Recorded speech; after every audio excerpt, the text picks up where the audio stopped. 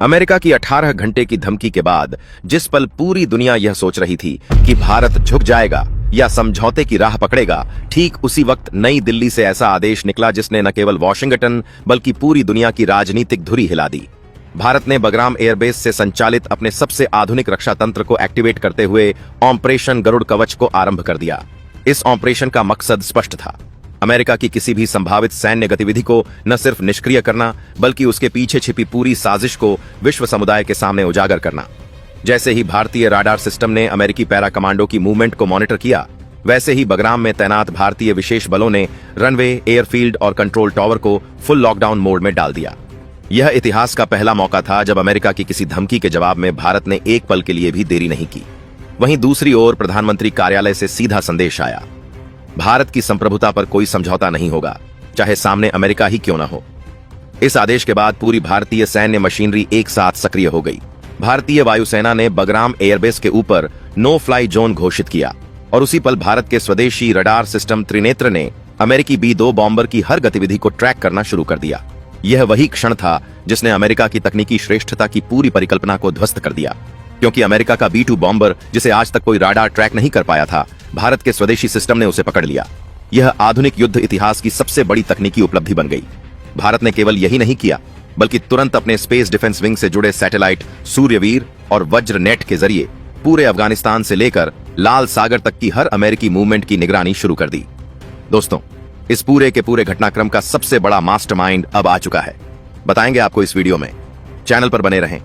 Video को like और channel को अगर अभी तक आपने सब्सक्राइब नहीं किया तो चैनल को सब्सक्राइब कर लें और बेल आइकन को जरूर दबा लीजिएगा ताकि इससे जुड़ी खबर अपडेट आप तक सबसे पहले पहुंचती रहे। और हाँ दोस्तों, चैनल पर आगे बढ़ने से पहले आप देश के किस जगह किस कोने से बैठ करके यह वीडियो देख रहे हैं, इसे लिखना बिल्कुल भी मत भूलिएगा। और अगर आप भारत की इस कूटनीतिक क्षमता और भारत की तरफ से लगातार किए जा रहे प्रयासों को लेकर के आप सच में देशवासी मानते हैं तो कम से कम कमेंट बॉक्स में भारत के लिए एक जय हिंद जरूर लिखिएगा। दोस्तों, अब देरी ना करते हुए असल मुद्दे पर आते हैं। भारत की यह तैयारियां देखकर अमेरिकी कमांडर खुद हतप्रभ रह गए।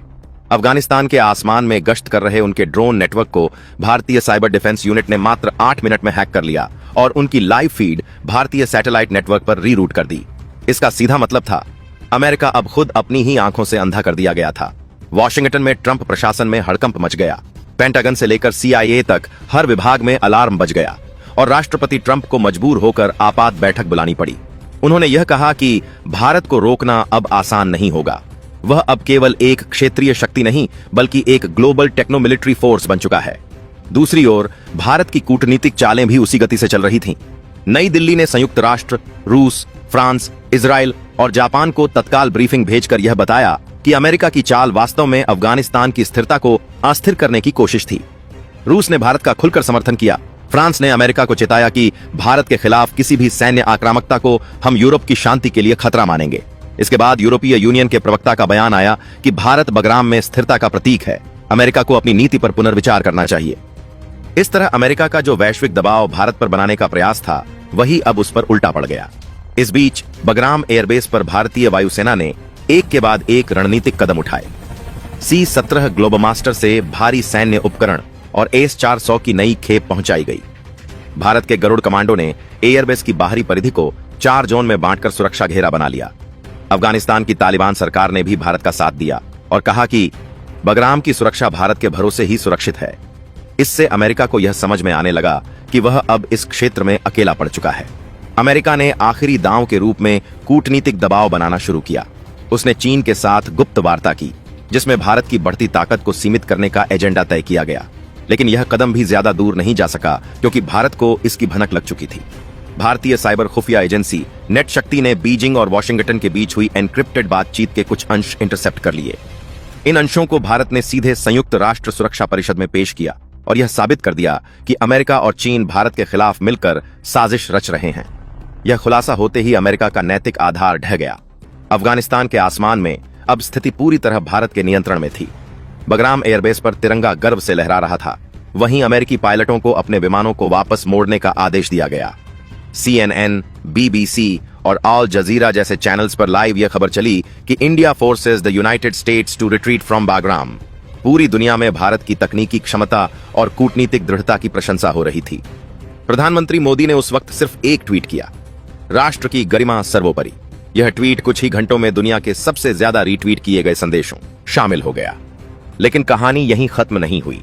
भारत ने इसके बाद जो कदम उठाया उसने आने वाले दशकों के लिए शक्ति संतुलन की दिशा तय कर दी। भारत ने बगराम एयरबेस को स्थायी अंतरराष्ट्रीय सैन्य सहयोग केंद्र के रूप में घोषित किया।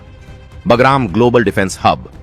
इसमें भारत के साथ 28 देशों ने भागीदारी जताई, जिनमें रूस, जापान, फ्रांस, इजराइल, ऑस्ट्रेलिया और साउथ कोरिया जैसे देश शामिल थे। यह अब केवल अफगानिस्तान का एयरबेस नहीं रहा, बल्कि एक संयुक्त वैश्विक सुरक्षा केंद्र बन गया। अमेरिका ने अंततः परोक्ष रूप से भारत से वार्ता का प्रस्ताव भेजा और कहा कि वह इस क्षेत्र में शांति और सहयोग चाहता है। भारत ने उसे कड़ा लेकिन संयमित जवाब दिया। भारत सहयोग में विश्वास करता है, पर दबाव में नहीं। इसके साथ ही भारत ने अमेरिकी B-2 बॉम्बर्स के डेटा का विश्लेषण करते हुए उन्हें तकनीकी रूप से अप्रभावी घोषित कर दिया। यह संकेत था कि भारत ने न केवल अमेरिका को कूटनीतिक रूप से हराया, बल्कि तकनीकी स्तर पर भी उसकी बढ़त समाप्त कर दी। अब स्थिति पूरी तरह पलट चुकी थी। जो कभी भारत को धमकाता था, वही अमेरिका अब भारत के साथ साझेदारी की गुहार लगा रहा था। अफगानिस्तान की जनता भारत के झंडे के नीचे सुरक्षित महसूस कर रही थी और पूरी दुनिया ने यह मान लिया था कि 21वीं सदी की शक्ति संतुलन रेखा अब नई दिल्ली से होकर गुजरेगी। और इस प्रकार बगराम केवल एक एयरबेस नहीं रहा, वह भारत की रणनीतिक सूझबूझ, तकनीकी आत्मनिर्भरता और वैश्विक नेतृत्व का प्रतीक बन गया, जिसने अमेरिका जैसी महाशक्ति को भी यह सिखा दिया कि अब कोई भी देश भारत की संप्रभुता को चुनौती देने की गलती नहीं कर सकता। बगराम एयरबेस पर भारत की निर्णायक जीत के बाद दुनिया का शक्ति संतुलन पूरी तरह बदल चुका था। लेकिन इस विजय की गूंज जितनी अफगानिस्तान की घाटियों में सुनाई दे रही थी, उतनी ही गहराई से इस्लामाबाद में भी डर के साए गहराने लगे थे। पाकिस्तान की सेना और उसकी खुफिया एजेंसी ISI, जो अब तक पर्दे के पीछे से भारत के खिलाफ साजिशें रच रही थीं, अचानक खुद को पूरी तरह असहाय महसूस करने लगीं। पाकिस्तान के प्रधानमंत्री मुनीर अब जनरल्स के दबाव में आकर भारत से माफी मांगने के लिए मजबूर हो चुके थे। लेकिन अंदर ही अंदर उसके कुछ कट्टरपंथी कमांडर भारत के खिलाफ प्रतिशोध की आग में जल रहे थे। इसी बीच जब भारत ने बगराम को अंतरराष्ट्रीय सहयोग केंद्र बना दिया और रूस, फ्रांस, जापान जैसे देशों के साथ साझा सैन्य समझौते पर हस्ताक्षर किए, तब पाकिस्तान की सेना में विद्रोह जैसे हालात बन गए। कई जनरल्स ने मुनीर पर दबाव डाला कि अब भारत के खिलाफ आखिरी हथियार परमाणु हमले का इस्तेमाल किया जाए, ताकि इस भारतीय प्रभुत्व को रोका जा सके। मुनीर पहले तो घबराया, पर जैसे जैसे नई दिल्ली से लगातार नई चेतावनियां आती गईं कि यदि भारत पर किसी भी प्रकार का परमाणु हमला हुआ तो पाकिस्तान का नक्शा मिट जाएगा, वैसे वैसे उसकी नींद उड़ती गई। लेकिन इस सब के बावजूद पाकिस्तान की सीमा के पास कुछ मिसाइल लॉन्चर एक्टिव हो चुके थे। इसकी जानकारी मिलते ही भारत के रक्षा मंत्रालय में आपातकालीन बैठक बुलाई गई। प्रधानमंत्री के निर्देश पर भारत की स्ट्रेटेजिक फोर्स कमांड ने ऑपरेशन सुदर्शन प्रहार शुरू किया। यह ऑपरेशन भारत के इतिहास का सबसे गुप्त और सबसे उन्नत तकनीकी जवाबी अभियान था। रात के सन्नाटे में जब इस्लामाबाद के रडार सिस्टम भारतीय गतिविधियों को पकड़ने की कोशिश कर रहे थे, तभी अचानक पाकिस्तान के सभी मिलिट्री सैटेलाइट्स और रडार स्क्रीन काली पड़ गईं। भारतीय साइबर कमांडो ने पूरे पाकिस्तान के सैन्य नेटवर्क को हैक कर लिया था। इसके बाद भारत के आकाशवेद 3 मिसाइल सिस्टम ने पाकिस्तान की परमाणु मिसाइल साइट्स को लॉक कर दिया, जबकि भारतीय वायुसेना के सुखोई 30 और राफेल विमानों ने सीमा के पास गश्त शुरू कर दी। इस दौरान पाकिस्तान की कुछ मिसाइलें लॉन्च के लिए तैयार थीं, पर लॉन्च ऑर्डर सिस्टम ही अचानक निष्क्रिय हो गया। यह भारत के साइबर वारफेयर डिवीजन का कमाल था, जिसने दुश्मन की मिसाइल कंट्रोल लाइन को पूरी तरह निष्क्रिय कर दिया। इस असफलता के बाद पाकिस्तान के अंदर अफरा तफरी मच गई। मुनीर ने तुरंत सेना प्रमुख को बुलाया, लेकिन तभी भारतीय मीडिया पर यह खबर चली कि भारत के पास पाकिस्तान की हर मिसाइल का कंट्रोल अब अपने हाथ में है। इस खबर ने पाकिस्तान के भीतर भय की लहर दौड़ा दी। कुछ ही घंटों में इस्लामाबाद, कराची, लाहौर और पेशावर में बंकरों में छिपे नागरिकों की भीड़ लग गई और सोशल मीडिया पर ट्रेंड चलने लगा, no war with India. Bharat ने अब अपनी रणनीति को बदलते हुए केवल जवाबी रुख नहीं अपनाया, बल्कि आगे बढ़कर कूटनीतिक रूप से पूरी दुनिया को साथ लाने की नीति शुरू की। भारत ने संयुक्त राष्ट्र में एक विशेष सत्र बुलाया और पाकिस्तान के परमाणु हथियारों की असुरक्षित स्थिति का मुद्दा उठाया। रूस, फ्रांस और जापान ने भारत के प्रस्ताव का समर्थन किया और अमेरिका तक को मजबूर होना पड़ा कि वह भारत की इस कार्रवाई का विरोध न करे। चीन, जो पहले पाकिस्तान का समर्थन करता था, अब चुप्पी साध गया, क्योंकि उसे डर था कि भारत उसके बेल्ट एंड रोड प्रोजेक्ट पर भी साइबर प्रहार कर सकता है। इसी बीच भारतीय नौसेना ने अरब सागर में अपनी मौजूदगी बढ़ा दी और पाकिस्तान की सभी नौसैनिक आपूर्ति लाइनों को ब्लॉक कर दिया। भारत के इस दबाव ने पाकिस्तान की अर्थव्यवस्था को पूरी तरह झुका दिया। डॉलर के मुकाबले पाकिस्तानी रुपया औंधे मुंह गिर गया और सेना के भीतर विद्रोह शुरू हो गया। आखिरकार हालात ऐसे बने कि पाकिस्तान के प्रधानमंत्री मुनीर को भारत से आधिकारिक रूप से माफी मांगनी पड़ी। उन्होंने एक प्रेस कॉन्फ्रेंस में कहा, हम भारत के खिलाफ अब कोई आक्रामक कार्रवाई नहीं करेंगे और दक्षिण एशिया में शांति बनाए रखने के लिए भारत के नेतृत्व को स्वीकार करते हैं। यह वह ऐतिहासिक क्षण था जब पूरी दुनिया ने देखा कि जिस पाकिस्तान ने दशकों तक भारत को धमकाया, वह अब उसी भारत से क्षमा याचना कर रहा है। इस घटना के बाद भारत ने अपनी नीति में एक और बड़ा बदलाव किया। प्रधानमंत्री ने दक्षिण एशियाई सुरक्षा संधि का प्रस्ताव रखा, जिसमें सभी पड़ोसी देशों को जोड़ा गया सिवाय पाकिस्तान के। नेपाल, बांग्लादेश, श्रीलंका, मालदीव और भूटान ने तुरंत भारत का साथ दिया और इस संधि के तहत भारत को क्षेत्रीय शांति संरक्षक का दर्जा मिला। इस पहल के बाद भारत की अंतर्राष्ट्रीय साख इतनी बढ़ी कि संयुक्त राष्ट्र सुरक्षा परिषद में स्थायी सदस्यता का रास्ता खुल गया। रूस और फ्रांस ने खुलकर भारत का नाम प्रस्तावित किया और अमेरिका को भी अंततः सहमत होना पड़ा। अब भारत केवल दक्षिण एशिया का नहीं, बल्कि पूरी दुनिया का शक्ति केंद्र बन चुका था। बगराम से शुरू हुई यह कहानी अब वैश्विक मंच पर भारत की महानता की गाथा बन चुकी थी, जिसने कभी किसी को धमकी नहीं दी, लेकिन जब उसकी संप्रभुता पर वार हुआ तो उसने जवाब ऐसा दिया कि पूरी दुनिया को उसकी क्षमता और संयम दोनों का परिचय मिल गया।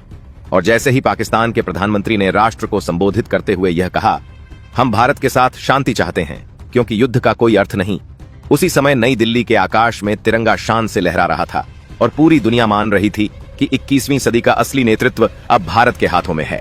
जैसे ही पाकिस्तान के प्रधानमंत्री मुनीर ने वैश्विक मंच पर भारत से माफी मांगकर युद्ध विराम की घोषणा की, पूरे दक्षिण एशिया में राहत की सांस ली गई।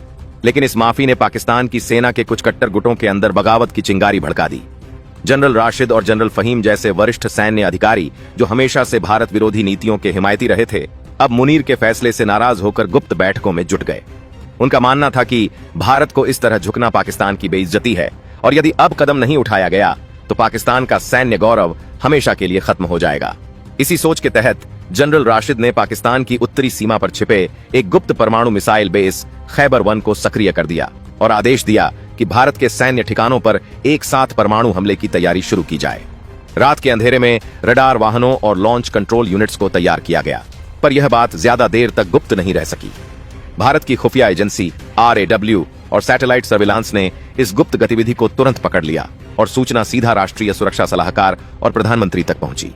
कुछ ही पलों में भारत के स्ट्रेटेजिक कमांड सेंटर में लाल अलर्ट घोषित कर दिया गया। ऑपरेशन त्रिशूल का आरंभ हुआ। यह भारत की अब तक की सबसे तेज, सटीक और बहुस्तरीय सैन्य प्रतिक्रिया थी। रात के 2:17 पर बगराम एयरबेस से भारतीय सुखोई 30 MKI और राफेल विमानों का स्क्वाड्रन उड़ान भर चुका था, जिनका लक्ष्य था पाकिस्तान के खैबर 1 बेस को पूरी तरह समाप्त कर देना। साथ ही भारतीय नौसेना के अरिहंत पनडुब्बी से परमाणु सक्षम मिसाइल प्रणालियां अलर्ट मोड में चली गईं, ताकि यदि पाकिस्तान ने कोई भी मिसाइल लॉन्च की तो जवाबी हमला सेकंडों में हो सके। भारत के साइबर डिफेंस यूनिट ने पाकिस्तान के परमाणु नेटवर्क में सेंध लगाकर उनके लॉन्च कोड फ्रीज कर दिए, जिससे किसी भी मिसाइल को लॉन्च करना असंभव हो गया। इस बीच भारतीय ब्रह्मोस ब्लॉक 5 मिसाइलें हवा से दागी गईं और कुछ ही मिनटों में खैबर 1 बेस को पूरी तरह जमींदोज कर दिया। विस्फोट इतना शक्तिशाली था कि उसकी गूंज पेशावर और इस्लामाबाद तक सुनाई दी। पाकिस्तान की सेना के भीतर हड़कंप मच गया। लॉन्च कंट्रोल यूनिट्स में तैनात अफसर भागने लगे और वहां का कमांड सिस्टम पूरी तरह ध्वस्त हो गया। जनरल राशिद खुद घायल हो गए और उनका संचार तंत्र पूरी तरह टूट गया। भारत ने न केवल उस बेस को नष्ट किया, बल्कि उसकी वीडियो फुटेज और सैटेलाइट सबूत संयुक्त राष्ट्र को सौंप दिए, ताकि यह साबित हो सके कि पाकिस्तान के अंदर कुछ विद्रोही गुट वैश्विक शांति के लिए खतरा बन चुके हैं। अमेरिका और रूस दोनों ने तुरंत पाकिस्तान पर प्रतिबंध लगाने की घोषणा की और मुनीर को आदेश दिया कि वे सेना का नियंत्रण अपने हाथ में लें। इस दबाव में मुनीर ने राष्ट्र को संबोधित करते हुए कहा, हमारे ही कुछ गद्दार अधिकारियों ने पाकिस्तान को विनाश के कगार पर ला खड़ा किया, लेकिन भारत की संयमित प्रतिक्रिया ने हमें बचा लिया। अब पाकिस्तान भारत के साथ स्थायी शांति चाहता है। नई दिल्ली में इस बयान को एक ऐतिहासिक क्षण के रूप में देखा गया। प्रधानमंत्री ने राष्ट्र को संबोधित करते हुए कहा, भारत अब किसी को यह अधिकार नहीं देगा कि वह हमारी संप्रभुता पर वार करे, लेकिन हम शांति के लिए सदैव तैयार हैं यदि दूसरा पक्ष ईमानदारी दिखाए। पूरे देश में जश्न का माहौल था। बगराम एयरबेस पर लौटे पायलटों का स्वागत वीरता पदक और सलामी से किया गया। आकाश में उड़ते राफेल विमानों की गर्जना उस नई युग की शुरुआत थी, जहां भारत अब केवल रक्षा करने वाला नहीं, बल्कि निर्णायक दिशा देने वाला राष्ट्र बन चुका था। इस हमले के बाद पाकिस्तान की सेना पूरी तरह नियंत्रण से बाहर हो चुकी थी। कई अधिकारी गिरफ्तार कर लिए गए और अंतर्राष्ट्रीय समुदाय ने भारत की रणनीतिक परिपक्वता और तकनीकी क्षमता की खुलकर प्रशंसा की। इस तरह ऑपरेशन त्रिशूल ने न केवल भारत को दुश्मन की चालों से बचाया, बल्कि यह भी सिद्ध कर दिया कि भारत की शक्ति अब केवल सीमा तक सीमित नहीं, बल्कि अंतरिक्ष, साइबर और समुद्र तक फैली हुई है। पूरी दुनिया ने देख लिया कि भारत अब केवल एक राष्ट्र नहीं, बल्कि शांति और शक्ति का प्रतीक बन चुका है। और पाकिस्तान, जिसने कभी भारत को झुकाने का सपना देखा था, अब उसी भारत के सामने झुका खड़ा था, यह कहते हुए कि अब हमें युद्ध नहीं, शांति चाहिए।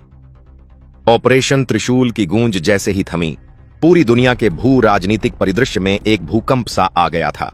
भारत ने जिस शांत और संयमित शक्ति से पाकिस्तान के विद्रोही सैन्य गुटों को नेस्तनाबूद किया था, वह केवल एक सैन्य कार्रवाई नहीं, बल्कि 22वीं सदी की नई विश्व व्यवस्था की शुरुआत थी।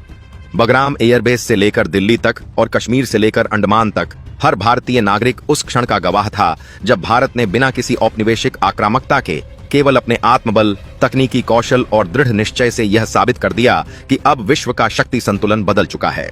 पाकिस्तान की स्थिति अब भयावह थी। राजधानी इस्लामाबाद में मार्शल लॉ लग चुका था। सेना के भीतर गृहयुद्ध जैसे हालात थे और जनरल राशिद तथा उनके समर्थक अफसरों को या तो गिरफ्तार किया जा चुका था या उन्होंने आत्मसमर्पण कर दिया था। अंतर्राष्ट्रीय मीडिया इस बात को हेडलाइन बना चुका था कि भारत ने परमाणु युद्ध को टालकर दुनिया को बचा लिया।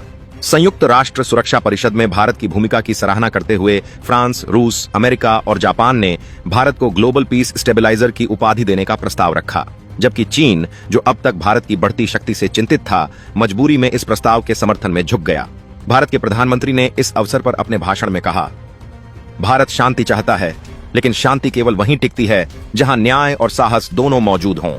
हमने न तो किसी देश की भूमि पर अधिकार किया, न किसी की स्वतंत्रता छीनी। हमने केवल यह सुनिश्चित किया कि कोई हमारे आकाश को, हमारी सीमाओं को और हमारी अस्मिता को चुनौती न दे। भारत की इस निर्णायक नीति के बाद दक्षिण एशिया का हर देश अपने भविष्य के लिए नई राह तलाशने लगा। नेपाल, भूटान, बांग्लादेश, श्रीलंका और मालदीव पहले ही दक्षिण एशियाई सुरक्षा संधि के सदस्य बन चुके थे, लेकिन अब म्यांमार और इंडोनेशिया ने भी भारत से सहयोग की पेशकश की। यह गठबंधन धीरे धीरे एशियन पीस अलायंस के रूप में विकसित हुआ, जिसके केंद्र में भारत था। भारत ने इस मंच के माध्यम से आतंकवाद, साइबर सुरक्षा और आपदा प्रबंधन के लिए एक संयुक्त कमांड सिस्टम बनाया, जिसमें हर सदस्य देश की भागीदारी थी, लेकिन नियंत्रण भारतीय कमांड के अधीन था। दुनिया ने पहली बार देखा कि बिना किसी औपनिवेशिक प्रभुत्व के एक राष्ट्र केवल नैतिक और रणनीतिक शक्ति के बल पर पूरी एशिया की दिशा तय कर रहा था। वहीं पाकिस्तान के भीतर हालात बेकाबू हो चुके थे। जनता सड़कों पर उतर आई थी। लोग नारे लगा रहे थे, हमें युद्ध नहीं, रोटी चाहिए, भारत से दुश्मनी खत्म करो, मुनीर बचाओ पाकिस्तान। सेना का प्रभाव लगभग खत्म हो चुका था और IMF तथा विश्व बैंक ने पाकिस्तान की सारी आर्थिक मदद पर रोक लगा दी थी। डॉलर के मुकाबले पाकिस्तानी रुपया 800 तक गिर चुका था और देश में पेट्रोल, गैस व बिजली जैसी बुनियादी सुविधाएं ठप हो गई थीं। इन हालात में पाकिस्तान की संसद ने एक ऐतिहासिक प्रस्ताव पारित किया, भारत के साथ स्थायी शांति संधि। मुनीर ने यह प्रस्ताव लेकर सीधे नई दिल्ली आने का निर्णय लिया। जब उनका विमान पालम एयरपोर्ट पर उतरा तो भारतीय प्रधानमंत्री ने स्वयं उन्हें रिसीव किया। यह दृश्य पूरी दुनिया ने लाइव देखा। इतिहास में पहली बार पाकिस्तान का कोई प्रधानमंत्री भारत के प्रधानमंत्री के सामने झुका और कहा, हमने दशकों तक नफरत बोई, लेकिन अब हमें शांति की फसल उगानी है, हमें माफ कर दीजिए। भारत के प्रधानमंत्री ने शांत भाव से कहा, भारत क्षमाशील है पर भूलने वाला नहीं। अगर आप सच्चे मन से शांति चाहते हैं तो हम साथ हैं। इसी दौरान भारत ने एक और रणनीतिक कदम उठाया, ऑपरेशन संकल्प। इसका उद्देश्य था पाकिस्तान के अंदरूनी हिस्सों में फैले आतंकवादी संगठनों और चरमपंथी गुटों को पूरी तरह निष्क्रिय करना। लेकिन यह हमला नहीं, बल्कि कूटनीतिक और साइबर मोर्चे से संचालित एक अभियान था। RAV, IB और DRDO के विशेषज्ञों ने मिलकर पाकिस्तान के आतंरिक नेटवर्क, फंडिंग चैनल और हथियार आपूर्ति मार्गों को साइबर ब्लॉक कर दिया। परिणाम स्वरूप आतंकवादी संगठनों की गतिविधियां ठप हो गईं, उनके बैंक खाते फ्रीज कर दिए गए और कई सरगनाओं ने आत्मसमर्पण कर दिया। भारत ने यह सब बिना एक गोली चलाए हासिल किया। दुनिया हैरान थी कि जहां पश्चिमी देश दशकों से आतंकवाद से जूझ रहे थे, वहीं भारत ने तकनीक और संयम से वह कर दिखाया जो अब तक असंभव माना जाता था। भारत की इस रणनीति का असर इतना व्यापक था कि संयुक्त राष्ट्र महासचिव ने भारत को ग्लोबल पीस लीडर घोषित किया और कहा कि भारत अब केवल एक क्षेत्रीय शक्ति नहीं, बल्कि वैश्विक स्थिरता का केंद्र है। भारत की इस स्थिति से अमेरिका और रूस दोनों को यह समझ आ गया कि एशिया का भविष्य अब भारत की दिशा तय करेगा। न्यूयॉर्क टाइम्स ने अपनी हेडलाइन में लिखा, India prevented the third world war without firing a nuclear missile. वहीं रूस के राष्ट्रपति ने कहा, भारत ने दुनिया को दिखा दिया कि आधुनिक शक्ति केवल हथियारों से नहीं, बल्कि विवेक और नैतिकता से बनती है। भारत की सफलता का सबसे बड़ा प्रभाव चीन पर पड़ा। बीजिंग में बैठी चीनी कम्युनिस्ट पार्टी अब महसूस कर रही थी कि भारत की तकनीकी शक्ति और उसके बढ़ते वैश्विक प्रभाव को अनदेखा नहीं किया जा सकता। इसलिए चीन ने भी भारत के साथ एक नया आर्थिक समझौता करने की इच्छा जताई, जिसे हिमालय शांति समझौता कहा गया। इस समझौते के तहत भारत और चीन ने सीमा विवाद को बातचीत से हल करने का निर्णय लिया और तिब्बत क्षेत्र में किसी भी सैन्य गतिविधि को सीमित कर दिया गया। यह वही क्षण था जब एशिया में स्थायी शांति की नींव रखी जा रही थी। बगराम एयरबेस, जो कभी संघर्ष और हमले का प्रतीक था, अब भारत के वैश्विक शांति प्रशिक्षण केंद्र में बदल गया। वहां भारतीय, जापानी, फ्रांसीसी और अफ्रीकी सैनिक एक साथ मिलकर मानवता आधारित मिशनों की ट्रेनिंग लेने लगे। भारत ने इस केंद्र का नाम रखा विश्व शांति कमांड, ग्लोबल पीस कमांड। यहां केवल युद्ध की तकनीक नहीं बल्कि संकट प्रबंधन, मानवीय सहायता और साइबर सुरक्षा की शिक्षा दी जाती थी। पूरी दुनिया ने देखा कि जिसने कभी बगराम से मिसाइलें चलाई थीं, अब वहीं से शांति का संदेश भेजा जा रहा था। दूसरी ओर पाकिस्तान के लोग अब खुलकर भारत की प्रशंसा करने लगे थे। कराची, लाहौर और इस्लामाबाद की सड़कों पर बच्चों के हाथों में तिरंगा नजर आने लगा। स्कूलों में भारतीय तकनीकी संस्थानों की किताबें पढ़ाई जाने लगीं और भारत पाक सीमा पर फ्रेंडशिप कॉरिडोर की घोषणा की गई, जिससे दोनों देशों के आम नागरिक बिना वीजा सीमित क्षेत्र में व्यापार और मुलाकात कर सकते थे। भारत के प्रधानमंत्री ने अपने भाषण में कहा, हमने कभी पाकिस्तान को दुश्मन नहीं समझा, लेकिन जब उन्होंने हमें चुनौती दी तो हमने उन्हें सिखाया कि भारत को आजमाना क्या होता है। इस बयान ने न केवल भारतीय जनता को गर्वित किया, बल्कि पूरे दक्षिण एशिया में यह विश्वास पैदा किया कि भारत अब वह शक्ति है जो युद्ध नहीं बल्कि दिशा देती है। भारत की अर्थव्यवस्था अब रफ्तार पकड़ चुकी थी। डॉलर के मुकाबले रुपया दुनिया की 5 सबसे मजबूत मुद्राओं में शामिल हो चुका था। भारत का रक्षा निर्यात रिकॉर्ड स्तर पर पहुंच गया था और DRDO की तकनीक को NATO तक खरीदना चाहता था। प्रधानमंत्री ने नए भारत की परिभाषा देते हुए कहा, हम युद्ध से नहीं विकास से जीतते हैं। इस नई नीति के तहत भारत ने अफ्रीका, मध्य एशिया और यूरोप तक शांति मिशन भेजे और वहां की अस्थिर सरकारों को स्थिरता देने में मदद की। भारत अब UNO की हर शांति बैठक में अग्रणी देश बन चुका था। पाकिस्तान के भीतर अब नया संविधान तैयार किया जा रहा था, जिसमें लिखा गया कि हम भारत के साथ कभी युद्ध नहीं करेंगे और उसकी संप्रभुता का सम्मान करेंगे। यह प्रस्ताव पाकिस्तान की संसद में सर्वसम्मति से पारित हुआ। अंतर्राष्ट्रीय समुदाय ने इसे शांति युग की शुरुआत कहा। संयुक्त राष्ट्र महासभा ने एक विशेष प्रस्ताव पारित किया, जिसमें भारत को गार्डियन ऑफ एशियन स्टेबिलिटी की उपाधि दी गई। जब यह खबर भारत पहुंची तो दिल्ली, मुंबई, चेन्नई, कोलकाता, लखनऊ, जयपुर, हर जगह आतिशबाजी से आसमान जगमगा उठा। बच्चे सड़कों पर झंडा लहराते हुए नारे लगा रहे थे, जय हिंद, भारत विश्व गुरु है। बगराम एयरबेस, जो कभी भारतीय ऑपरेशन का केंद्र था, अब शांति का तीर्थ बन चुका था। वहां अब हर दिन भारत, जापान और फ्रांस के झंडे एक साथ फहराए जाते थे। भारतीय सैनिक, जो कभी हथियार लेकर निकले थे, अब उसी धरती पर दुनिया को यह सिखा रहे थे कि शक्ति का असली अर्थ है संयम।